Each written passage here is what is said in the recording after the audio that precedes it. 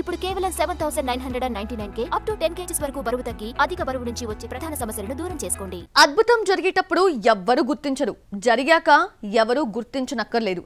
ఇది సరిగ్గా కాంతారా సినిమాకు సరిపోతుంది. కాంతారా తీసేటప్పుడు రైట్స్ తీసుకునేందుకు ఆలోచనలో పడ్డాయి ఓటీటీ సంస్థలు.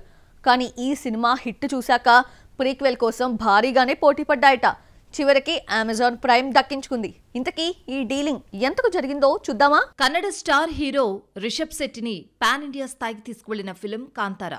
జీరో ఎక్స్పెక్టేషన్స్ తో వచ్చిన ఈ సినిమా Sandalwood top 5 highest grosser films లో ఒకటిగా నిలిచింది. 14 కోట్లతో తెరకెక్కిన ఈ సినిమా 400 కోట్లకు పైగా గ్రాస్ వసూళ్లను రాబట్టుకుంది. ఈ సినిమా బ్లాక్ బస్టర్ హిట్ తో కాంతారా చాప్టర్ 1 ప్రకటించారు మేకర్స్. ఈ సినిమాను అత్యంత ప్రెస్టీజియస్ ప్రాజెక్ట్ గా టేకప్ చేసిన రిషబ్ శెట్టి ఎన్ని సమస్యలుచ్చినా అధిగమించి చెప్పిన టైంకి మూవీని దించేస్తున్నాడు. అక్టోబర్ 2న ప్రపంచ వ్యాప్తంగా రిలీజ్ అవుతోంది కాంతారా ప్రీక్వెల్. కాంతారా 1ను 30 దేశాల్లో 7 భాషల్లో రిలీజ్ చేసేందుకు ప్లాన్ చేస్తోంది హోంబెళ ఫిల్మ్స్. ఇంగ్లీష్, బెంగాలీ భాషలో కూడా రిలీజ్ అవుతోంది. ఇప్పటికే ఆయా భాషల్లో సినిమాను డిస్ట్రిబ్యూట్ ఎవరు చేస్తున్నారో డీటెయిల్స్ పంచుకుంది టీం.